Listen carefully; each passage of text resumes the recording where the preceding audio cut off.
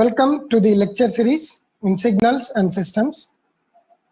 In today's video lecture, we will be able to learn to prove the sine and cosine signals are orthogonal, to prove the complex exponential signals are orthogonal. Let us see the first case. Show that the signals sine n omega naught t and cos m omega naught t are orthogonal over any interval t naught to t naught plus 2 pi over omega naught for integral values of n and m.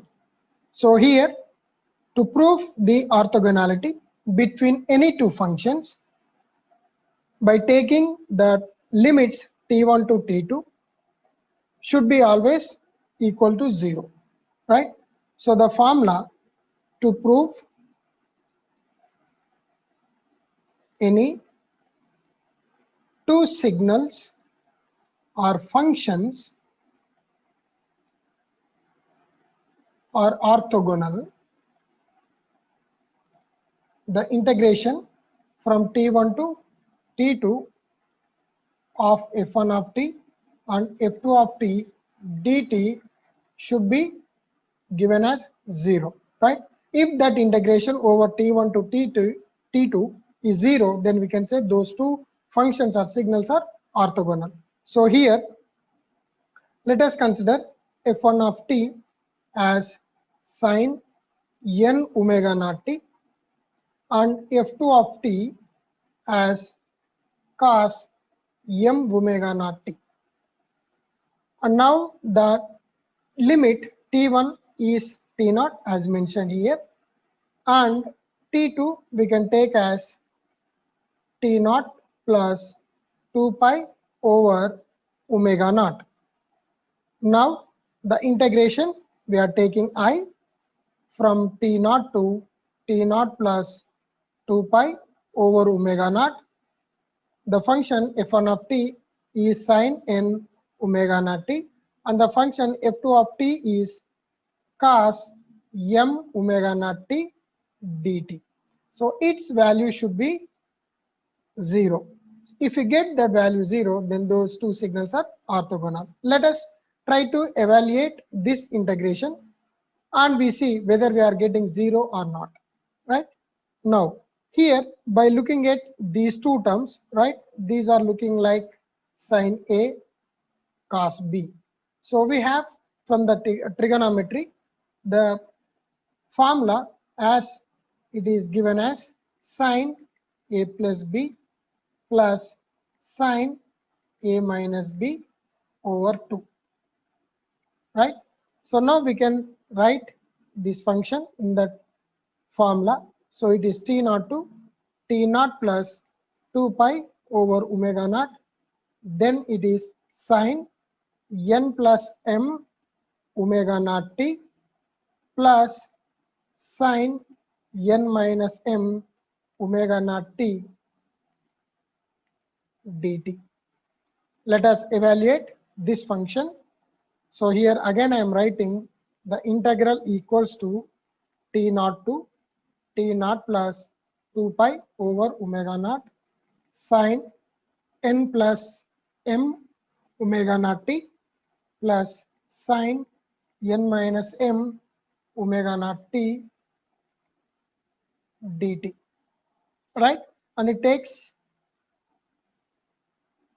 by 2, right? So here also it takes by 2 as we are expanding in the form of this formula, right? Now writing this 1 over 2 outside and applying this integration to each term, then we get, so integration of sine we get cos, so minus cos of n plus m omega naught t, and taking again for this t term, so we get n plus m omega naught, and the limits are from t naught to t naught plus 2 pi over omega naught, right? Then plus, so here we have applying the integration to the sine term, so we get minus cos of n minus m omega naught t over n minus m omega naught, and the limits are taking from t naught to t naught plus 2 pi over omega naught. So here we have minus and minus, taking the minus term common. So you get minus 1 over 2, and we are applying the upper limit and lower limit in the place of t. So we get cos of n plus m omega naught. In the place of t, we are applying the upper limit, that is t naught plus 2 pi over omega naught minus cos of n plus m omega naught. In place of t, we are writing t naught over n plus m omega naught, right? So here we have plus, then it is cos n minus m omega naught. In the place of t, we are substituting the upper limit as t naught plus 2 pi over omega naught minus cos n minus m omega naught. In the place of t, we are writing t naught, which is the lower limit, and over it is n minus m omega naught. Okay. Again, further we are simplifying the above expression. We get 1 over 2 cos of n plus m, it is omega naught. Then we are writing this one as omega naught t naught plus 2 pi over omega naught, then minus cos n plus m omega naught t naught over n plus m omega naught, and here it is cos n minus m omega naught, writing this one as omega naught t naught plus 2 pi over omega naught, then cos n minus m omega naught t naught over n minus m omega naught. So further simplifying this expression, so here omega naught cancelled, and here also omega naught get cancelled, and it is 1 over 2, and it is cos n plus m, right? So here it is 2 pi omega naught t naught, 2 pi plus omega naught t naught minus cos n plus m omega naught t naught over n plus m omega naught, and here the term we can write cos n minus m, and it is 2 pi plus omega naught t naught minus cos n minus m omega naught t naught over n minus m omega naught, right?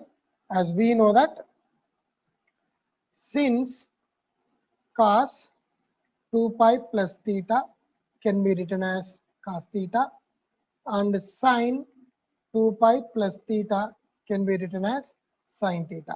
Using these formulas, so the integration further can be simplified to minus 1 over 2 of minus, sorry, this is plus cos n plus m omega naught t naught, then minus cos n plus m omega naught t naught over n plus m omega naught, plus we have cos n minus m, then 2 pi omega naught t naught can be written as omega naught t naught, then minus cos n minus m omega naught t naught over n minus m omega naught. Correct? Right. Now, by looking at the above expression, the terms are same with the opposite sign, so that they will be cancelled out, and we left over with 1 over 2, then 0 plus 0. So this term and this term get cancelled, and 0 by n plus m omega naught leads to 0, and here also this term and this term get cancelled, 0 by n minus m omega naught will be leading to 0. So overall we get 0, right? So the integration which we consider is t naught to t naught plus 2 pi over omega naught sine n omega naught t and cos m omega naught t dt is equal to 0.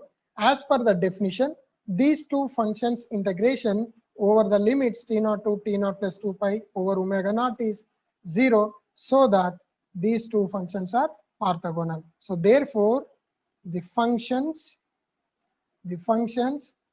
sine n omega naught t and cos m omega naught t are orthogonal. They are orthogonal, right? Here we have the second one. So here we should prove that the complex exponential signals are orthogonal. We know to prove any two functions or signals are orthogonal, then the integration t1 to t2 and f1 of t, f2 of t dt must be equal to 0. So here let us consider the time limits t1 equals to t0 and t2 equals to t0 plus 2 pi over omega naught. These are the two limits. And let us also consider the two functions, that is f1 of t and f2 of t. These two functions we are taking as complex exponential signals. So the first complex exponential signal we are taking as e power j n omega naught t, and the second complex exponential signal we are taking as e power j m omega naught t. Now, to prove the complex exponential signals to be orthogonal, let us consider any one of the signal in the complex conjugate form.